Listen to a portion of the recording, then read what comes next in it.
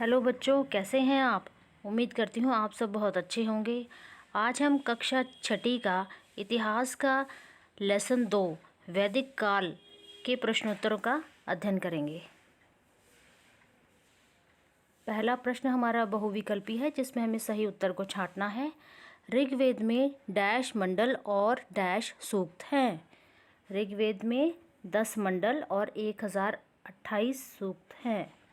प्रश्न नंबर 2, ग्राम में बड़ी संख्या डैश होती है। ग्राम से बड़ी संख्या विश होती है। तीसरा प्रश्न, मनुष्य का जीवन डैश आश्रमों में बांटा गया था। मनुष्य का जीवन 4 आश्रमों में बांटा गया था। प्रश्न नंबर 4, पांचालों का राज्य गंगा यमुना के उत्तर में था व डैश इसकी राजधानी थी। पांचालों का राज्य गंगा यमुना के उत्तर में था व इसकी राजधानी कापिल्य थी, जिसको कपिलवस्तु भी कहा जाता था पहले। प्रश्न नंबर 5, उत्तर मीमांसा को ही डैश कहते हैं। वेदांत। उत्तर मीमांसा को ही वेदांत कहते हैं। अब है अगला प्रश्न, रिक्त स्थानों की पूर्ति करें।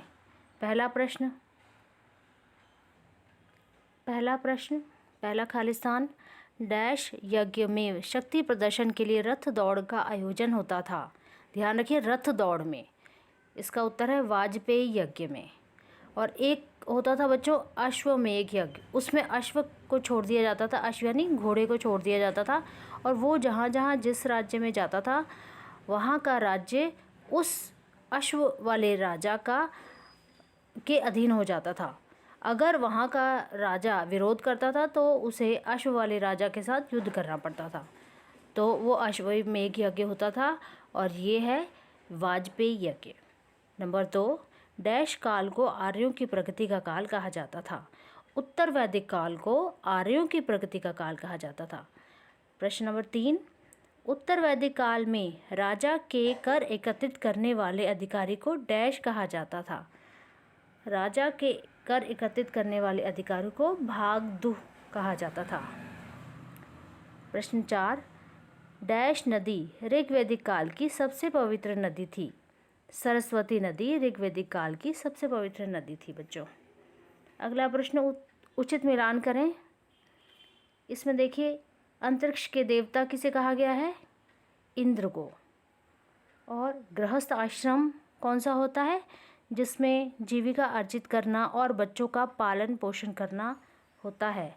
राजसूय यज्ञ, जिसमें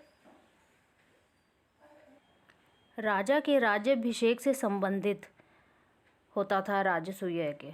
महिषी मुख्य रानी को कहा जाता था। और ऋग्वेद सबसे प्राचीन हमारा वेद है ऋग्वेद, प्राचीनतम ग्रंथ। ये उत्तर यहाँ दे रखे हैं, आपको देख सकते हैं। अगला प्रश्न, निम्नलिखित कथनों में सही अथवा गलत का निशान लगाना है। प्रश्न नंबर 1, वैदिक काल में जीवन को 4 भागों में विभाजित किया जाता था। बिल्कुल सही। नंबर 2, वैदिक काल में सभा और समिति संख्याएं राजाओं पर अंकुश रखती थीं। नंबर 3, कहीं राजा तानाशाह ना हो जाए, अपनी मर्जी ना चलाए, तो इसलिए सभा और समिति का गठन किया जाता था, और ये संस्थाएं राजा को अंकुश रखती थी, राजा पर। नंबर 3, संन्यास आश्रम में समाज हित के लिए प्रयास करना होता था। नहीं बच्चों, संन्यास आश्रम में तो व्यक्ति संन्यास ले लेता था, ये गलत है। नंबर 4, वैदिक काल में व्यक्तिगत भूमि को उर्वरा और श्यामलात भूमि को खिल्ले कहते थे। सही। उत्तर वैदिक काल में बाणों के नुकीले अग्रभाग कई बार विष से भी बुझे होते थे, यानी उन पर विष लगा रहता था। बिल्कुल सही। आगे है लघु प्रश्न। पहला प्रश्न, विश्व का सबसे प्राचीनतम ग्रंथ कौन सा है? ऋग्वेद। यह भी हमने उचित मिलान में भी पढ़ा था। प्रश्न नंबर 2, राजा और प्रजा के बीच में मध्यस्थता का कार्य कौन कौन करते थे? राजा उत्तर, राजा की सहायता के लिए पुरोहित, सेनापति, ग्रामणी आदि होते थे जो राजा और प्रजा के बीच में मध्यस्थ का काम करते थे। प्रश्न नंबर 3, ऋग्वेद की रचना किसने और कहाँ की थी? बहुत इंपॉर्टेंट क्वेश्चन है। ऋग्वेद की रचना बच्चों, ऋग्वेद की रचना गृत्समद जैसे ऋषि मुनि, जिनमें विश्वामित्र, वामदेव, अत्रि, भारद्वाज, वशिष्ठ, कण्व व अंगिरा आदि ऋषि शामिल हैं, इन्होंने सरस्वती नदी और दृष्टवत नदियों के किनारे पर ऋग्वेद की रचना की। उत्तर वैदिक काल के प्रमुख राज्यों के नाम लिखिए। उत्तर, कुरु, पांचाल, काशी, कौशल, विदेह।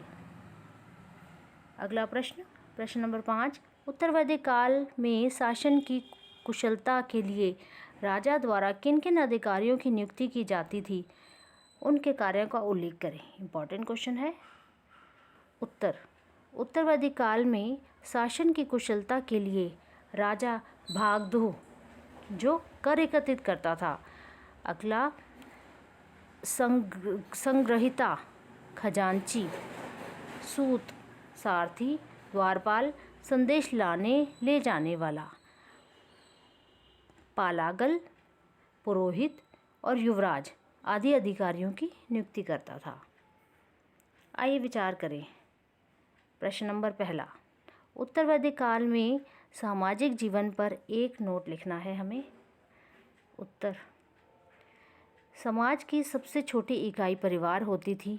ऋग्वेद की भांति समाज वर्णों में विभाजित था, परंतु उसका आधार अब भी कर्म ही था। शूद्रों के साथ भेदभाव नहीं किया जाता था। छुआछूत की भावना भी नहीं होती थी। ध्यान दीजिए, छुआछूत की भावना भी नहीं होती थी और वर्णों के विभाजन का जो आधार था वो कर्मों के आधार पर किया गया था। विश्वदेव यज्ञ में लगे आर्यों के लिए शूद्रों द्वारा भोजन बनाने का प्रावधान था। अच्छा, अथर्ववेद में सभी वर्णों की कीर्ति के लिए कामना मिलती थी। अथर्ववेद में इन सभी वर्णों के लिए भगवान से, ईश्वर से प्रार्थना भी की गई है। उत्तर वैदिक काल में मनुष्य की आयु को 100 वर्ष मानकर उसको 4 आश्रमों में बांटा गया है। जन्म से लेकर मृत्यु तक 16 संस्कारों को करने का प्रवचन था। इस काल में सात्विक भोजन होता था। प्रश्न नंबर 2, ऋग्वैदिक काल में पारिवारिक संरचना किस प्रकार की थी, वर्णन करें। ऋग्वैदिक काल में समाज का आधार संयुक्त परिवार होता था, जिसमें पिता का बड़ा भाई परिवार का स्वामी होता था। उसके अधिकार असीमित होते थे। वह परिवार के सदस्यों को कठोर से कठोर दंड भी दे सकता था, लेकिन ऐसा होता नहीं था। वह बहुत ही प्यार से परिवार चलाता था। प्रश्न नंबर 3, उत्तर वैदिक काल में आर्थिक जीवन का विश्लेषण करें। Important question. उत्तर, इस काल में आय का प्रमुख साधन कृषि था। ऋतुओं के अनुसार फसल को बोया और काटा जाता था। सिंचाई के लिए वे वर्षा पर ही निर्भर थे। कुएं और नदियों के जल का भी प्रयोग करते थे। अगला पॉइंट, इस काल में गाय का महत्व बहुत बढ़ गया था और उसे श्रद्धा की दृष्टि से देखा जाता था। इस काल में हाथी, ऊंट, घोड़ा, सूअर, गधा, कुत्ता तथा अन्य काम करने वाले पशुओं को भी पाला जाता था। नेक्स्ट पॉइंट, इस काल के निष्क, शतमान, कार्षपण आदि मुद्रा की विभिन्न इकाइयों के उल्लेख मिलते हैं। प्रश्न नंबर 4, ऋग्वेद की राजनीतिक व्यवस्था का विश्लेषण करें।